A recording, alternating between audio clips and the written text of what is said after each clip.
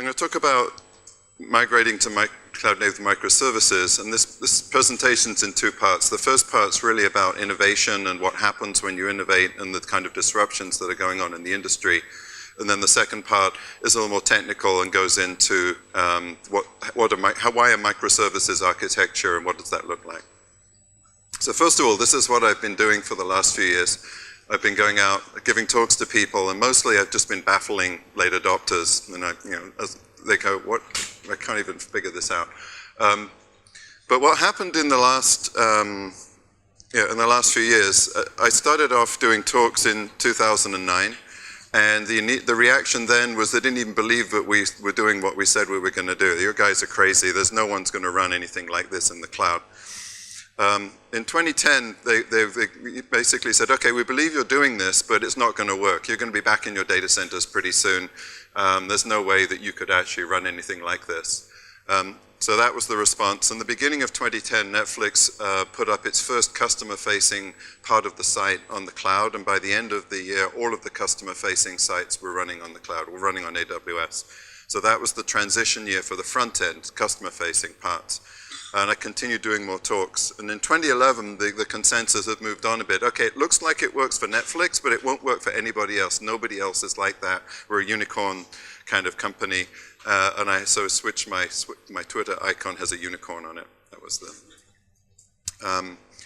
and so we kept going. And 2011 is when the back end moved. So that was when the system of record, the source of truth for Netflix, moved from being Oracle in the data center with caches and copies of it in the cloud to being Cassandra in the cloud. And what was on Oracle in the data center was copies of things, and it was an incomplete set. So at that point, all the backups, all the archive, the master back-end and front-end for all the primary services Netflix has were cloud-based. There's still a few things that are still in the data center, but mostly because the DVD business, the old business, is still running there, and there are some linkages. So in 2012, people said, well, okay, you're doing this, it's scalable, it looks like it's fast to deploy, it's highly available, but we can't get there from here. The gap was too big, but they finally agreed that what we were doing was interesting. And during 2012 and 2013, Netflix started open sourcing large quantities of code. So last year when I was going around doing talks, I was finding people saying, "Yeah, we're actually using your code, we're on our way, we understand how to do this, and we understand what the transition looks like." So I'm going to talk a bit today about what that transition looks like. And then so personally, at the end of 2013, I started realizing that there was a more interesting opportunity than just getting Netflix in the cloud, which was kind of done, which is to move out and work on getting a lot more other people in the cloud and working with the community of startups and interesting companies that are helping that transition. So that's when I joined Battery Ventures. Well, I'll mention a little bit more about that later. So what did I really learn from Netflix? Netflix is optimized around speed of development, speed of learning things in the market, and that wins. And you do that by taking the friction out of product development in any way you can. So you end up with a high trust, low process environment with no handoffs between teams. You collapse the process. You don't automate the process. You collapse it first and automate the bits that are left. And that's kind of a developer-oriented approach rather than operations-oriented approach in some ways. To do that, you have this freedom and responsibility culture where the developers are pushing code to production themselves. They have root login on production machines, and some people freak out when they hear that. But they're responsible for what they do, and they actually act responsibly. I'll talk more about that later. What happens. And the other one is not to do anything that is undifferentiated heavy lifting. So there's no need to run data centers. Somebody else knows how to do that already. They'll probably do a better job than you. Concentrate not just your development time, but there's this extra thing that most people don't count when they do the cost-benefit analysis, which is management attention span. If your manager's spending 1 day a week arguing about capacity planning with ops and dealing with outages because you didn't have enough capacity and all that kind of thing, you get all that time back if you use a large cloud vendor. So you use simple patterns. You look for, I spent my time as the sort of chief architect looking for patterns that worked and telling people about those patterns and trying to persuade people not to adopt patterns that had problems. And then we built automation and tooling. Rather than having a central architecture review committee and having an approval process, you can actually run any architecture you like in any language you like at Netflix.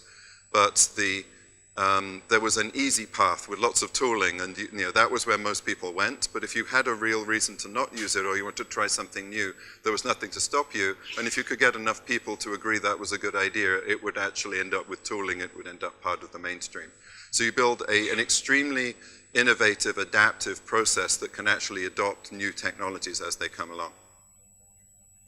And we were doing things that are just impossible to do without a cloud. So don't think, well, I do this in the data center, can I do that same thing in the cloud?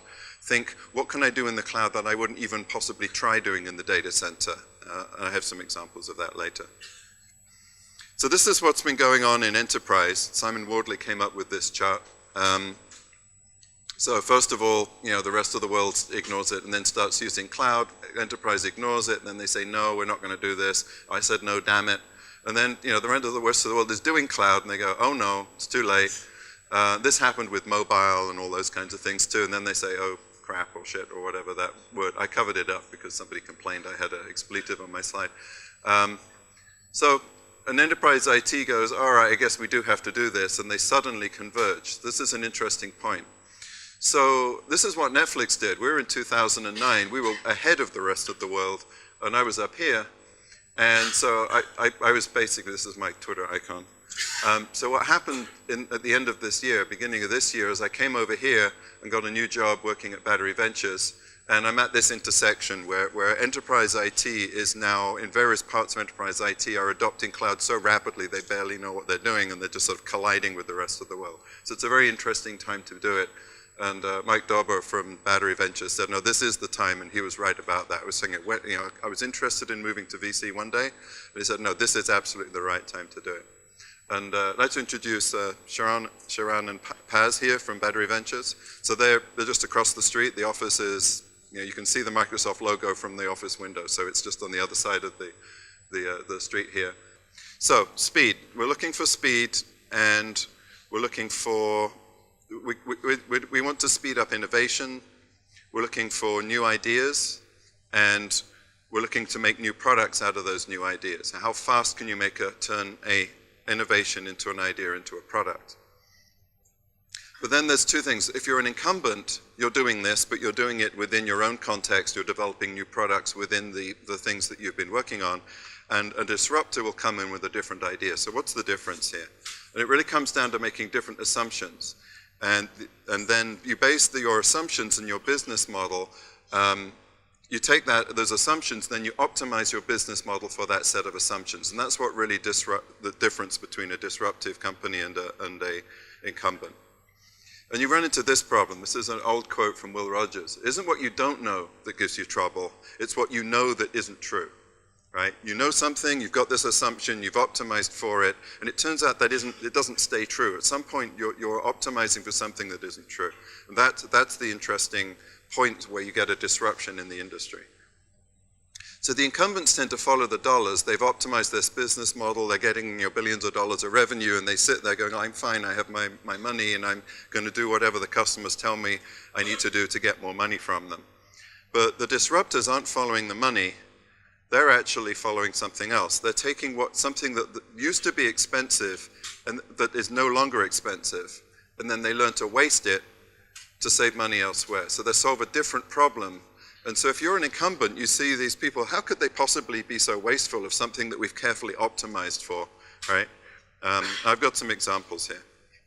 So solid state disk is a really interesting one, because storage systems assume that reads are expensive. If you look at the last decades of file system research and database research, it's optimized around trying to avoid those seeks and the spinning disks and all the rotational and seek latency and all of the structures we have in our operating systems that have been developed over the last 20, 30, 40, 50 years are based around that. But with SSDs, random reads are totally free, effectively. Immutable writes are what you need because updates become expensive, and so you end up with this sort of log merge optimization as the way to build your backend. So it's really a very different system, and there's been some research in the last maybe 10 years, but it's still piecemeal. So solid state disks started off being packaged in disks, into the same packages as disks, and then they became PCI cards, and right now you can get them as a memory DIMM as well. So they're just moving up to the point where they're part of the main memory system.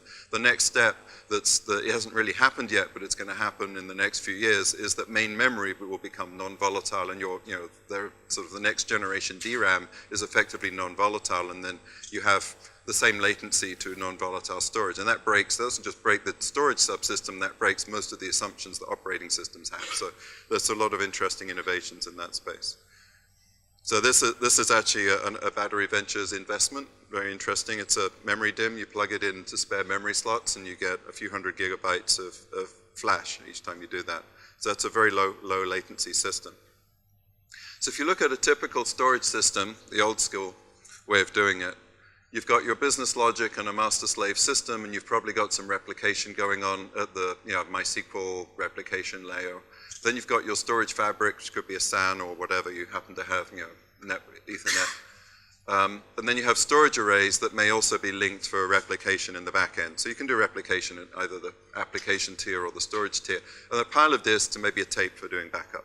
So that's the traditional way of doing things.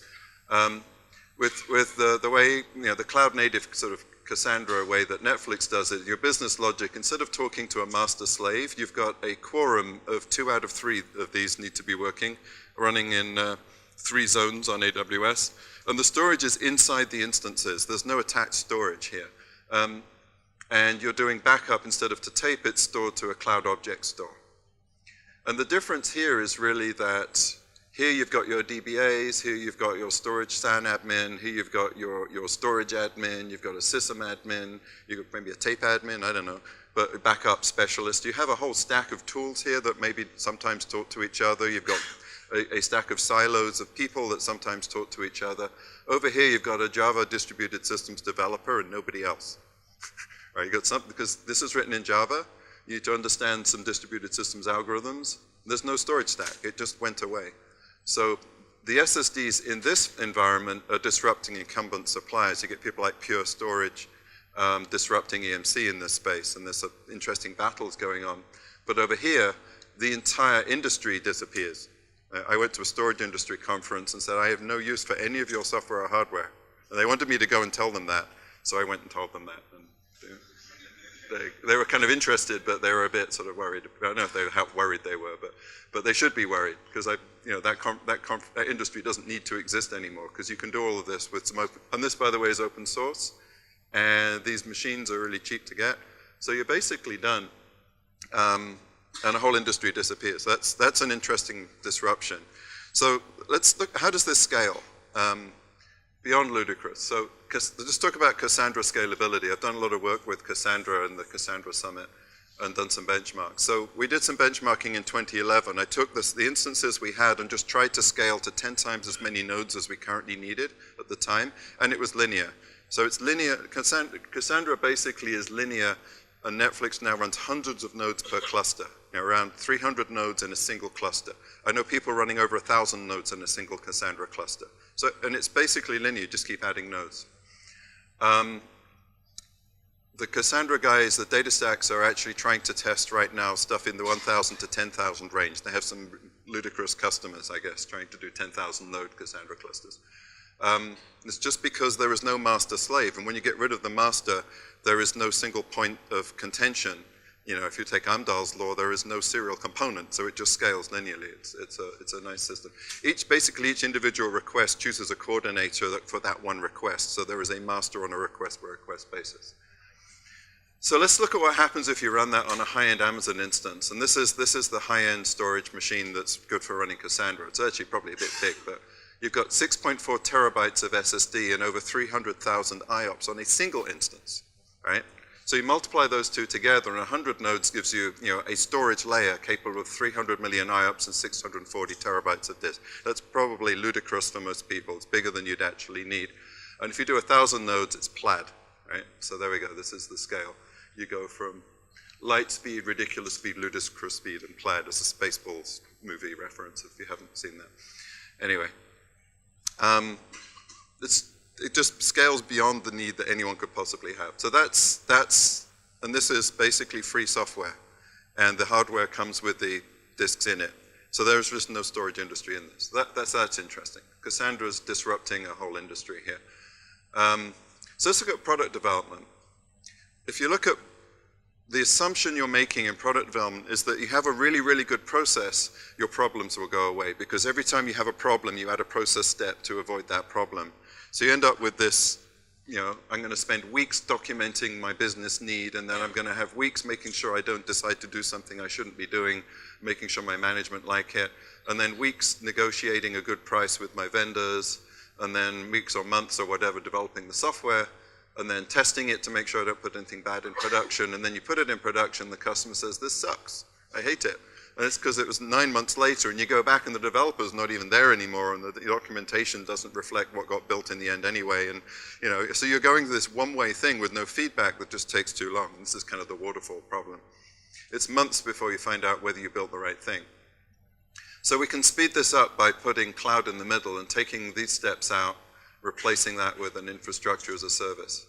And now you have, this is a fairly common sort of build pipeline nowadays. The product manager works with a development team and a QA team, and then the ops deploy, and then you have BI analytics. So you can get around this in a few weeks, maybe a month or two, but there's no acquisition. The acquisition process and deployment thing has been automated by infrastructure cloud.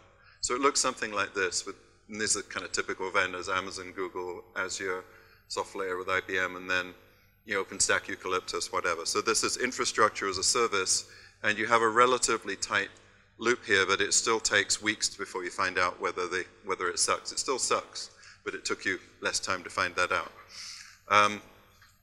But you can speed up some of this provisioning piece in the middle using PaaS. So this is really, think of infrastructure as a service as ops people that no longer need to talk to facilities people. Right? You just took that whole handoff and argument and meetings out of the system. Now, if you get rid of the need for the developers to talk to the ops people, that's the next step, right? So now ops becomes an API, and that's really what a PaaS is. So now you have a product manager talking to the developer uses tooling and puts stuff in production themselves using the platform, and the BI analytics team gives the feedback loop to tell you whether it worked or not. There are still ops people, but they're behind an API. And they're optimizing underneath that API. They're making AWS work better or making your OpenStack work better. And you've separated the two. So that's the on-demand part of cloud. So now you've got platforms, and obviously Heroku's been around a long time. Cloud Foundry's got a lot of traction. Google platforms, and actually getting more interesting now. They've just got a big Docker integration going. The Netflix open source stack, I'll mention briefly later, is really a platform for doing this. Apsera is a spin-off from Cloud Foundry. Docker has obviously become really big recently. Continuity is think of a PaaS for doing big data rather than just for normal things, to HBase and whatever. So now you've got this thing, but instead of doing an entire product, you're doing a feature of a product. You're developing things one feature at a time, and you find out in a few days or hours whether it works or not. So you basically, the feedback you get from customer isn't, this whole product sucks, it's this bit's broken, and the feedback goes back to the developer that's still working on it, so you still have the context to go change it. So the whole cycle now becomes very productive, and this is the basis of agile development. It really is the automation you need to be agile now. And sort of how Netflix operates, you can do things where you have an idea and you get the idea to production later that week, you test it over the weekend, come in on the Monday, 1 week after having the idea, and you've actually got data on whether the idea works or not. And there are several projects at Netflix running on a cycle like that. Now, but building apps, everyone has the same ERP. Everyone ends up customizing SAP, but to do the same things, basically. So there's a lot of very common stuff. All HR apps end up managing the same people the same way. So there's much less diversity within enterprises than most people expect. So you can replace the bit in the middle with SaaS. You've got standard off-the-shelf applications or business process as a service. So if we take that away, now you have a GUI builder or a configuration system that you use to configure your SaaS thing or set up an account, and then you just use it. And the developer went away. So in this case, rather than the developer not talking to operations like in a platform, for SaaS, think of that as the business people don't need to talk to developers, right? You just use your Salesforce or Mendix or Platfora. There's thousands more SaaS applications. Mendix and Platfora are sort of generic applications for building apps and for building big data applications. But the idea here is that you're going really quickly with it. So what's happening here is every time you reduce the cost and the size and the risk of change, you speed up the pace of change. And what we're trying to do here is get around this OODA loop. We see a land grab opportunity, we measure the customers, a competitor makes a move you want to respond to, or you see a customer pain point you want to deal with. So that's the innovation piece. And then you do some analysis, you have some hypothesis, you do some modeling, so that's the big data piece. Then you decide what you want to do, you plan your response. If you're running on a platform with the right company culture, you can just say, I'm doing this, and just do it. That's what JFDI stands for. Just do it. And then you use cloud to actually deliver these incremental features, automatic deploy, you launch your A/B test, and you just test it with a few customers, and you go around this loop again. So if you can get around this loop in a few days, you can learn an enormous amount. And this is really what Netflix focused on. How fast could we get around this loop? And the culture is, the innovation and culture ones are really about the way you organize your company. The technology around big data and cloud are really the key technology points here. So if you can loop around this really quickly, you totally disrupt what your competitors are doing because they can't figure out, they're moving so much slower that they can't see what you're doing. So if you've got a release plan and you've got all the developers go and do it, and then you do your QA integration, and then you replace the thing. This is sort of the typical way most deployments work, particularly for SaaS applications, right? So you're going to do the new build. This is sort of your sprint, if you like, or your 2-week sprint cycle for an agile thing. You've got a bunch of developers, and they do their builds. You do an integration, and then you get that out. And then ops work to replace the old with the new. So the problem here is that you're replacing the old with the new, and if it breaks, you have to roll back, or you have to fix it, or you have an outage. So this is sort of reasonably agile, but the way Netflix works is a little different. You have some old components, you have some stable components that are in use, and you have multiple feature plans and multiple developers all developing stuff in parallel, and they're deploying the features to production independently in parallel without removing the previous components. So there's no replace, and this isn't monolithic. This is the continuous deployment model where you're doing microservices. Each individual piece of your application is a service, and the new version is a new copy of the service next to the old one. You don't ever, you push to production without removing everything from anything, right? It's a non-destructive push. So this is sometimes called the immutable code service pattern. So because you didn't remove the thing that was already there, it's very safe. You can push anything. I can push something completely broken to production. It won't break anything because no one will see it. All the existing traffic is going through the old services. So you deploy your code as a new service group, and then you route some traffic to it to see if it works. And the first traffic you route to it is usually the developer. Gets to, his experience on the website changes, and then if that looks like it works, you add the product manager to this new experience, and they check to see if it works. And the QA people, right? So now you have just the developer, QA, product manager. When they visit your SaaS application, they see this new experience. They've been put in the test cell to see if it works. When they're happy, you allocate some number of customers to it.